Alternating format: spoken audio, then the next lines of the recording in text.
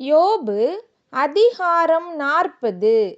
பின்னும் கர்த்தர் யோபுக்கு உத்தரமாக, சர்வ வல்லவரோடே வழக்காடி அவருக்கு புத்தி படிப்பிக்கிறவன் யார்? தேவன் பேரில் குற்றம் பிடிக்கிறவன் இவைகளுக்கு உத்தரவு சொல்லக் கடவன் என்றார். அப்பொழுது யோபு கர்த்தருக்கு பிரதியுத்தரமாக, இதோ, நான் நீசன். நான் உமக்கு என்ன மறு உத்தரவு சொல்லுவேன்? என் கையினால் என் வாயை பொத்திக் கொள்ளுகிறேன். நான் 2 தரம் பேசினேன். இனி நான் பிரதி உத்தரம் கொடாமலும் பேசாமலும் இருப்பேன் என்றான். அப்பொழுது கர்த்தர் பெருங்காற்றிலிருந்து யோபுக்கு உத்தரவு அருளினார். இப்போதும் புருஷனைப் போல நீ அரை கட்டிக்கொள். நான் உன்னை கேட்பேன். நீ எனக்கு உத்தரவு சொல்லு. நீ என் நியாயத்தை அவமாக்குவாயோ?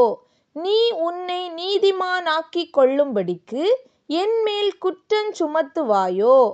தேவனுடைய புயத்தைப் போல் உனக்கு புயம் உண்டோ? அவரைப் போல் இடி முழக்கமாய் சத்தமிடக் கூடுமோ?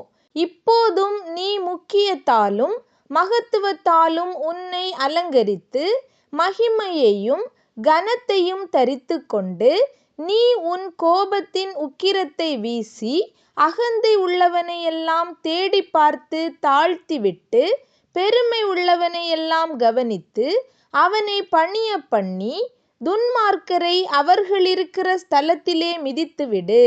நீ அவர்களை ஏகமாய் புழுதியிலே புதைத்து அவர்கள் முகங்களை அந்தரங்கத்திலே கட்டிப்போடு.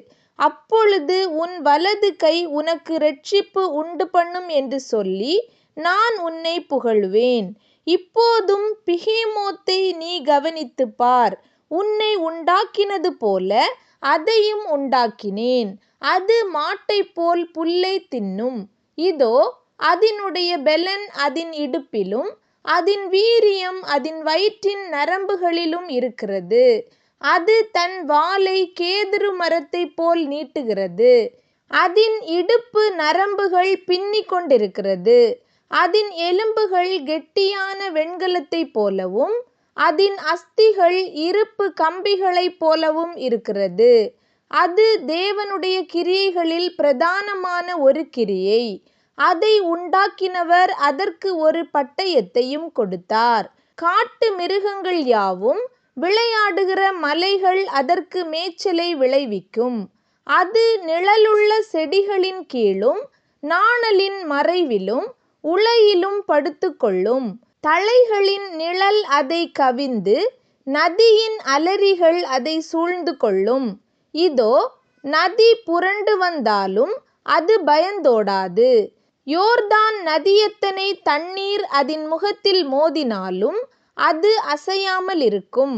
அதின் கண்கள் பார்த்திருக்க அதை யார் பிடிக்கக்கூடும்? மூக்கணாங்கயிறு போட அதின் மூக்கை யார் குத்தக்கூடும்?